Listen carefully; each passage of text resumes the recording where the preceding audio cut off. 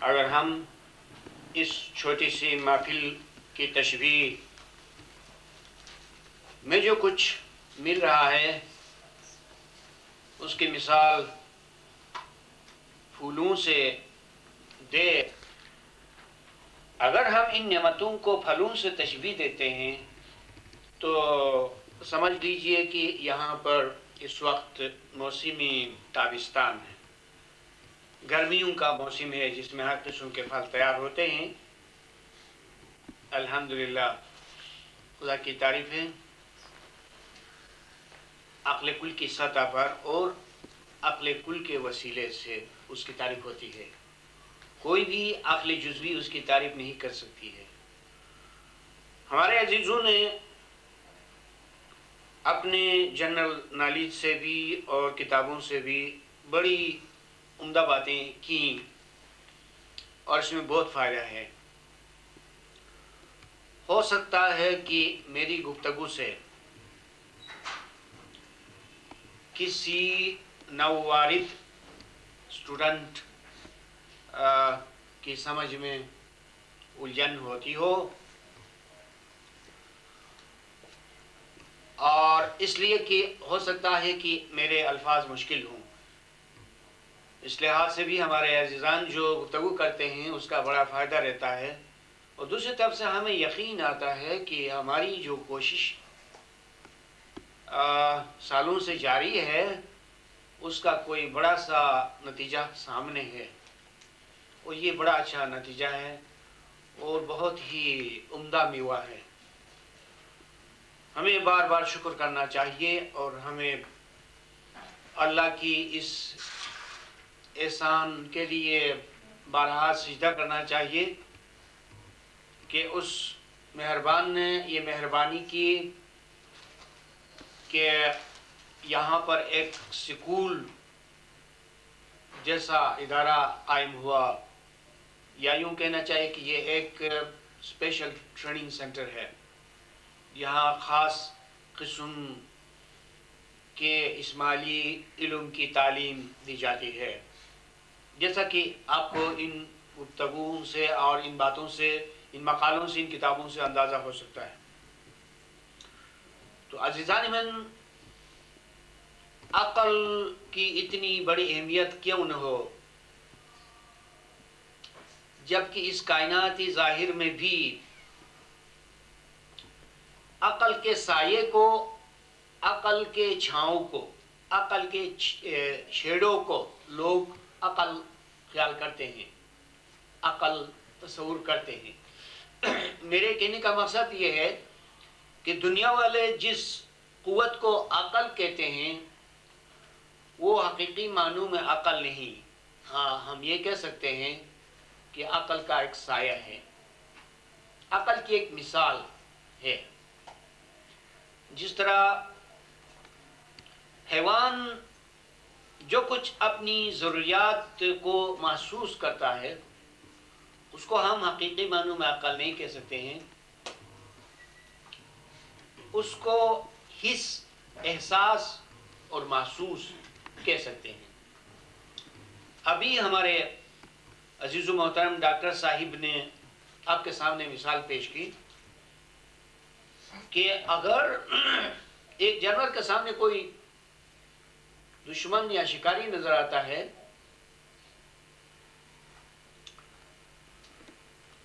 تو اس سے بچنے کے لیے اس کے پاس صرف ایک علاج ہے، وہ بھاگتا ہے، اور اس کے سوا وہ کچھ بھی نہیں کر سکتا اور کچھ بھی نہیں جانتا۔ لیکن اس کے برعکس جب ایک انسان کسی خطرے سے دوچار ہو جاتا ہے تو وہ اپنی عقل سے کوشش کرتا ہے اور کچھ نہ کچھ نتیجہ نکالتا ہے اپنی کوشش کا، یا کوئی طریقہ کار اختیار کرتا ہے، اپنی حفاظت کے لیے بہت کچھ کر سکتا ہے۔ اگر پہلے سے اس کو علم ہے تو وہ بہت کچھ کر سکتا ہے۔ اس کے علاوہ اور بھی بہت سی مثالیں ہیں اس فرق کو سمجھنے کے لیے۔ حیوان اور انسان کے درمیان عقل ہی کی بنیاد پر اور عقل ہی کے سبب سے یہ بہت بڑا فرق پایا جاتا ہے۔ اس کے علاوہ ہم نے جس قوت کو عقل کا سایہ قرار دیا، اور اگر اس عقل کے سائے کو بھی تھوڑی دیر کے لیے عقل تسلیم کیا جائے، تو آپ دیکھتے ہیں کہ دنیا میں جن کے پاس تھوڑی سی عقل ہے وہ کس قدر آگے ہیں، قوموں کے لحاظ سے، افراد کے لحاظ سے، اداروں کے لحاظ سے، ہر لحاظ سے۔ جو تھوڑی سی اور معمولی سی عقل سے کام لیتے ہیں وہ کتنے آگے ہیں۔ اب رہا اس عقل کا ذکر جس کو خدا نے عقل کہا ہے، اور وہ صحیح معنوں میں عقل ہے، اس کا پتہ قرآن سے چلتا ہے۔ اس سلسلے کی گفتگو ہوئی، اور قرآن کے کئی ارشادات کے حوالے سے ہمارے عزیزوں نے آپ کے سامنے وضاحت کی کہ خدا نے بہت سے لوگوں کو نادان، سفہا، جاہل، ناسمجھ، بلکہ حیوان قرار دیا۔ ایسے لوگوں کے بارے میں ذرا غور کیا جائے تو اس کی وجہ یہ نہیں ہے کہ وہ کچھ بھی نہیں جانتے تھے، دنیوی لحاظ سے وہ بڑے ترقی یافتہ لوگ تھے، وہ اپنے لیے بہت کچھ جانتے تھے، لیکن اس کے باوجود ان کو کیوں حیوان قرار دیا گیا؟ اس لیے کہ وہ اس عقل سے رجوع نہیں کر رہے تھے جو خدا کے نزدیک عقل ہے، جس کو خدا نے عقل بنایا ہے۔ تو جن لوگوں کو عقل کلی سے رجوع ہے، یا جو لوگ خدا و رسول اور امام کو مانتے ہیں، وہ یقیناً عقلی جزوی رکھتے ہیں، اور اگر کوئی چیز بظاہر چھوٹی ہے یا کم ہے یا حقیر نظر آتی ہے، لیکن اس کا رابطہ ہے کل کے ساتھ، تو اس کے آگے بڑھنے اور ترقی پانے کی بہت ساری امیدیں وابستہ ہیں۔ مثال کے طور پر ابھی آپ کے سامنے کہا گیا درخت کی اس شاخ جو کٹ کر گر جاتی ہے اور وہ شاخ جو درخت سے وابستہ ہے، کیا فرق ہے؟ جو شاخ درخت سے کٹ گئی اس کی کوئی نشو نمائی کی امید نہیں، وہ تو تھوڑی دیر میں سوکھ جائے گی، اور سوکھ جانے میں کتنا وقت لگے گا وہ تو اس درخت کی نوعیت پر ہے اور موسم پر ہے، یعنی جلدی سے یا بدیر وہ شاخ سوکھ جائے گی۔ لیکن اس کے برعکس چھوٹی سی شاخ درخت میں لگی ہوئی ہے، وہ گری نہیں ہے، تو وہ چھوٹی ہے تو کوئی بات نہیں ہے، چند سالوں میں ایک بہت بڑی شاخ ہو سکتی ہے، اور اگر اس شاخ میں پھل لگ گیا تو اس پھل کی گٹھلی سے پورا ایک درخت پیدا ہو سکتا ہے۔ لیکن جو شاخ کٹ گئی ہے اس میں نہ پھول ہوگا نہ پھل، تو پھر اس کی گٹھلی سے کسی درخت کے پیدا ہونے کا کوئی امکان نہیں۔ اسی طرح جو لوگ عقل کل سے وابستہ ہیں، گو کہ ان کے پاس تھوڑی سی عقل ہے، زیادہ نہیں ہے، لیکن کوئی بات نہیں ہے، کیونکہ وہ وابستگی رکھتے ہیں، ان کی اس عقلی جزوی میں رفتہ رفتہ اضافہ ہوتا چلا جائے گا۔ اور اس کے علاوہ ایک خاص بات جو مقالے میں نہیں تھی، میں آپ کو بتانا چاہتا ہوں کہ جس طرح حدیث شریف میں ارشاد ہوا اور فرمایا گیا کہ خدا عقل کو ایک ایسی ہستی میں پیدا کر دیتا ہے کہ جس کو وہ محبوب رکھتا ہے۔ اس قانون الہی کے مطابق کیا معلوم کہ ہم میں سے ہر ایک کی جو عقل جزوی ہے خود انسانی کامل کی ہستی کے اندر کچھ بندوبست ہو، اور وہاں پر ہمارے لیے ایک کامل عقل بنتی ہو، اور اس کو ہم دنیا سے چلے جانے کے بعد بہشت میں پائیں۔ تو دو صورتیں ہیں، اول تو یہ ہے کہ ہم زندگی ہی میں عقل کو کمال دینے کے لیے کوشش کریں اور اس امید پر عمل کریں۔ نہیں ملتا ہے تو خدا یہ قادر و مطلق یہ کر سکتا ہے کہ انسانی کامل کے اندر ہماری عقل کو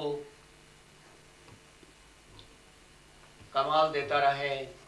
اور قیامت کے دن ہم کو وہ کامل عقل ملے۔ الفاظ اس کے اگرچہ نئے ہیں لیکن مطلب اور مفہوم نیا نہیں ہے، اس نوعیت کی کئی باتیں ہو چکی ہیں۔ یہ کہ مومنین سے خداوند کا یہ وعدہ ہے کہ وہ تابعدار مومنین کو اپنی مانند بنا لے گا۔ جب خدا ہر مومن کو اپنی مانند بنائے گا تو اس وقت اس کو وہ کامل عقل بھی ملے گی جو امام کی ہستی میں سے۔ اس کے علاوہ ایک اور مفہوم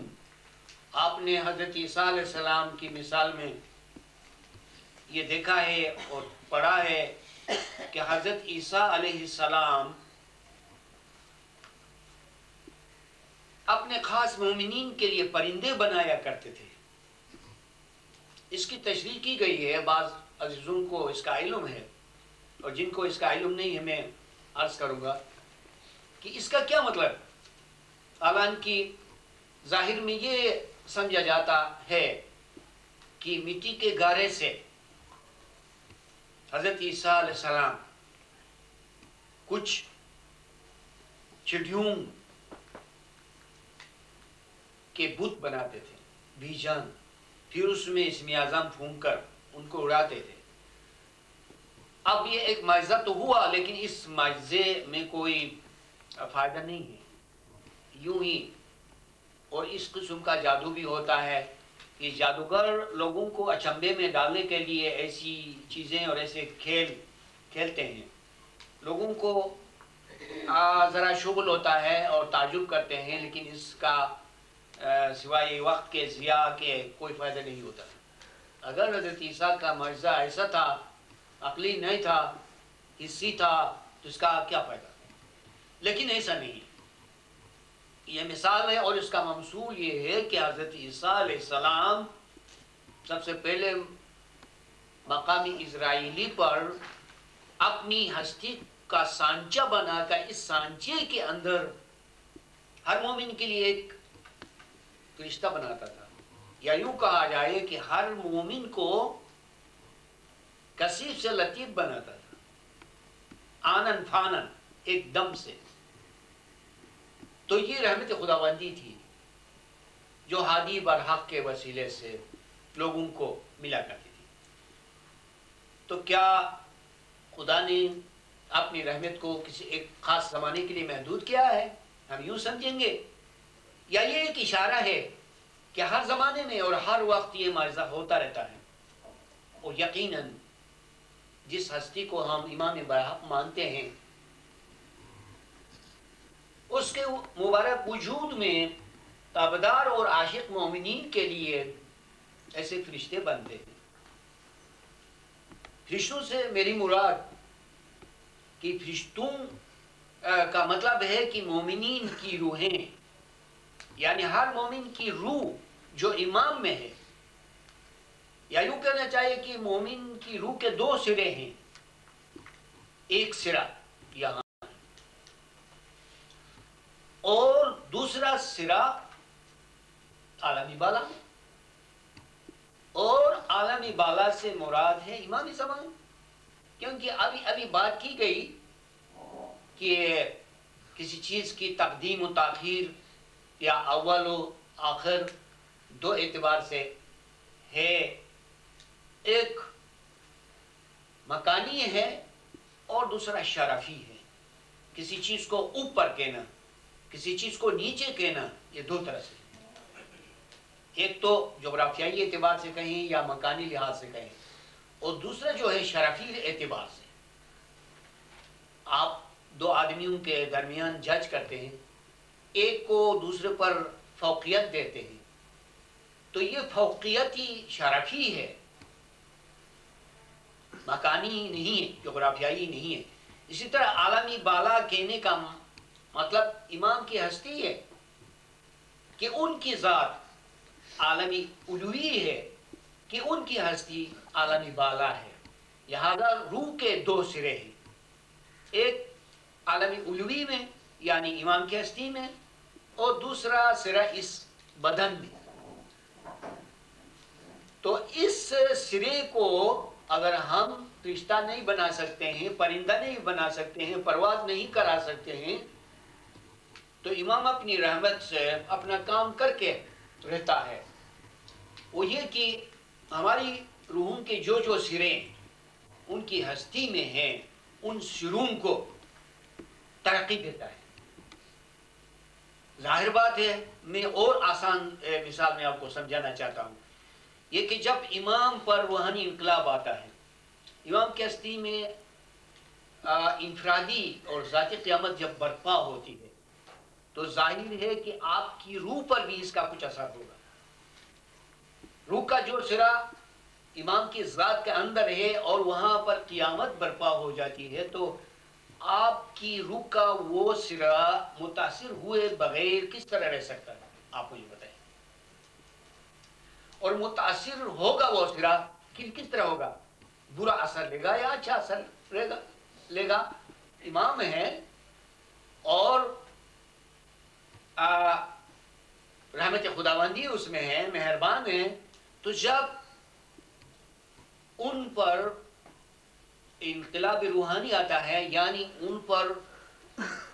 انوار کی بارش ہوتی ہے، اور جب ان میں نور منتقل ہوتا ہے اگلے امام سے، تو اس میں قیامت برپا ہوتی ہے۔ اور قیامت برپا ہونے کے بعد جب وہ منزل اسرائیلی میں آتے ہیں، منازل ہیں، مراحل ہیں، تو اس وقت آپ کے روح کے اس سرے کو ایک درجہ دیتے ہیں، یہ کہ اس کو فرشتہ بناتے ہیں۔ اور اس کا ذکر حضرت عیسیٰ علیہ السلام کے قصے میں ہے۔ بظاہر ایک ایسے بیان میں ہے کہ اس بیان کا سمجھنا ہر شخص کے بس کی بات نہیں ہے۔ جیسے میں نے شروع میں کہا کہ حضرت عیسیٰ علیہ السلام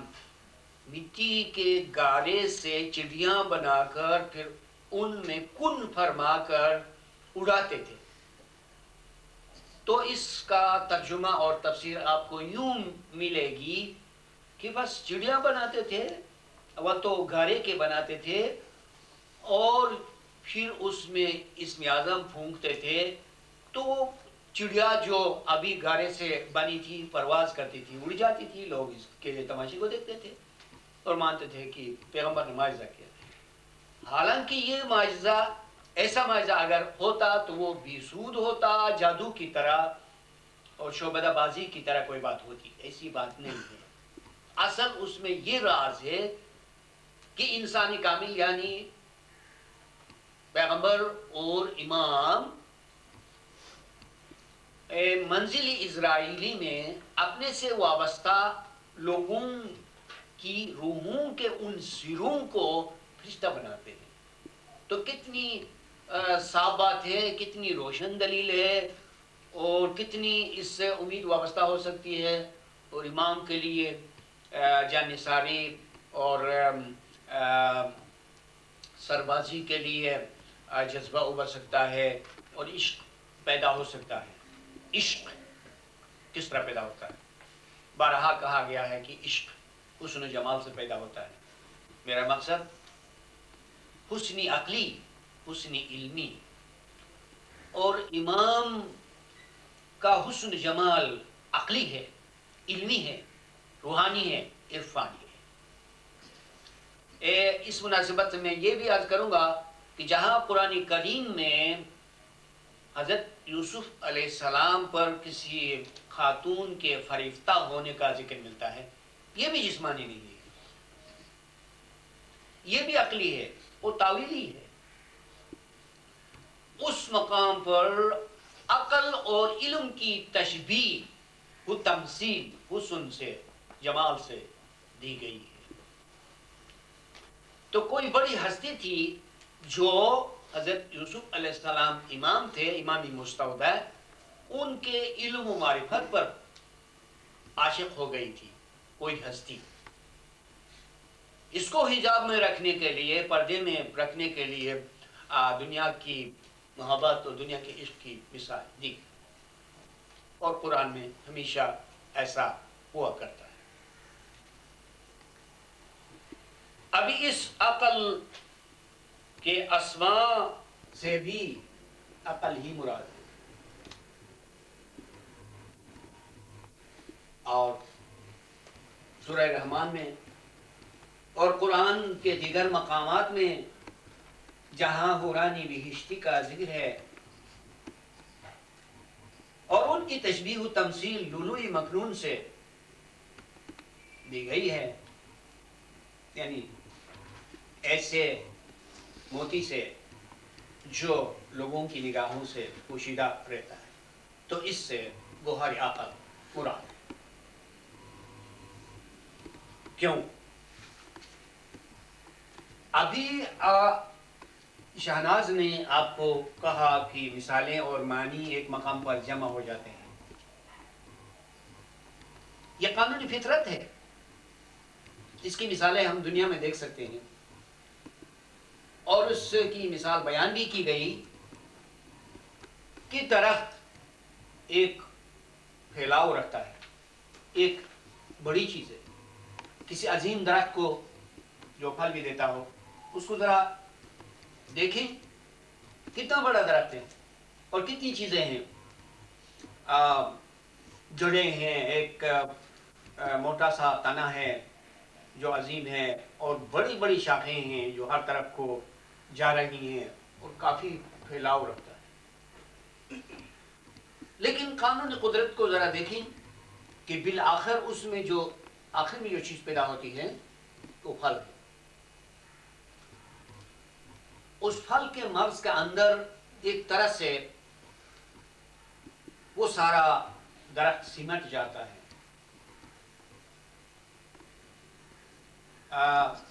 تمام درخت کے جواہر، تمام درخت کے اجزاء، قوتیں، خصوصیات اور تمام صلاحیتیں گٹلی کے اندر جو مغز ہے اس میں جمع ہو جاتی ہیں، مرکوز ہو جاتی ہیں۔ یہ قانون ہے کہ ایک حکومت کو لیجئے، اگر آپ کسی حکومت کو بصیرت سے دیکھیں گے تو حکومت میں بھی یہ مثال ہے کہ چیزیں اسی مرکز سے جہاں اختیار ہے پھیل جاتی ہیں اور پھر واپس اسی مرکز کی طرف لوٹتی ہیں، خواہ وہ پیسے ہیں، خواہ وہ اختیارات ہیں، خواہ وہ بندوبست ہے، تابعداری ہے، جو کچھ بھی ہے، تو ایک سرکل کی طرح چیزیں پھیل جاتی ہیں اور مرکوز ہو جاتی ہیں۔ وضاحت یہ ہے کہ کہا گیا کہ عقل کے پہلے پیدا ہونے کا یہ مطلب نہیں ہے کہ وہ تقدمی زمانی رکھتا ہے، بلکہ اس میں تقدمی شرفی ہے۔ یہ بہت اچھی بات ہے، لیکن اس کے علاوہ ایک اور تشریح بھی ہے، وہ یہ کہ ایک انسان، ایک مومن، ایک صالح دو قسم کی زندگی گزارتا ہے۔ ایک اس کی وہ عام زندگی ہے جو بچپن سے لے کر جوانی، نوجوانی، جوانی، پھر روحانی ترقی کا آغاز اور بہت سی منزلیں وہ طے کرتا ہے، اور کرتے کرتے وہ مقام عقل پر پہنچ جاتا ہے۔ اور مقامی عقل پر اس کی معراج ہو جاتی ہے، اور پھر وہ معراج سے گویا کہ عام زندگی کی طرف بہت ساری برکتوں کو اپنے ساتھ لے کے آتا ہے۔ تو ایک لحاظ سے اس کی حقیقی زندگی کا آغاز اس وقت سے ہوتا ہے جب کہ اس کی عقل کامل ہو گئی۔ تخلیق جسم کی بھی ہے، تخلیق روح کی بھی ہے، لیکن ان چیزوں کو خداوند عالم اپنی حکمت سے نظر انداز کر کے جب سے اس کی عقلی زندگی کا آغاز ہوا ہے اسی کو فوقیت دیتا ہے، اور اسی کو حساب کرتے ہوئے اور اسی کو سٹارٹنگ پوائنٹ قرار دیتے ہوئے کہتا ہے کہ سب سے پہلے عقل پیدا کی گئی۔ تو اس میں یعنی زندگی کا وہ حصہ کل عدم قرار پاتا ہے جو عام حالت میں گزر گئی تھی۔ اب جو مرتبہ عقل کے بعد جس زندگی کا آغاز ہوا، حقیقی زندگی اور خدا کے نزدیک اور پسندیدہ زندگی کا آغاز ہوتا ہے۔ پھر نصر خسرو نے اس کے لیے ایک اصطلاح استعمال کی ہے، اس کو کہا ہے موجودی حق، یعنی کہ کن واقع نہیں ہوتا ہے پہلے جب تک کہ مقامی کہ جہاں عقل کل ہے، نفس کل ہے، اسی مقام پر آمری کل بھی ہے۔ اب خدا نے کسی ہستی کو کن فرمایا، پیغمبر کو، امام کو، اور امام کے حدود کو بھی، اور کسی مومن کو بھی